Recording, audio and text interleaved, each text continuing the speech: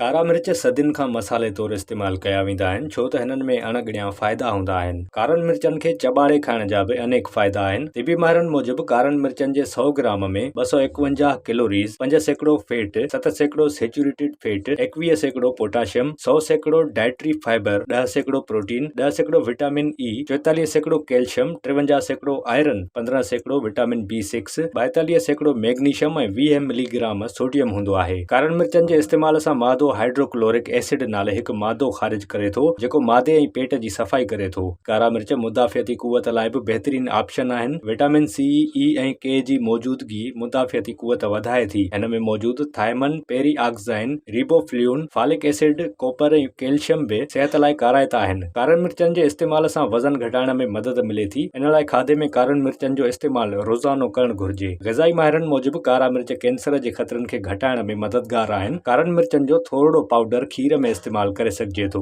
थधि लॻण या ज़ुकाम थियण ते इहो खीर जल्द आराम ॾिए थो। कारनि मिर्चनि में एंटी ऑक्सीडेंट हूंदा आहिनि जॾहिं त विटामिन ई जे नतीजे में कैंसर खां बची सघिजे थो। दिल जी बीमारियुनि लाइ बि कारनि मिर्चनि खे मददगार सम्झो वेंदो आहे जॾहिं त हिकु रिपोर्ट मूजिबि निकोटीन इस्तेमाल कंदड़ कारनि मिर्चनि जो तेल सिंघी सिगरेट छॾे सघनि था। इन खां सवाइ कारा मिर्च जीत मार बि आहिनि ऐं इहे चहिरे जी रौनक बहाल करण में बि मदद कनि था।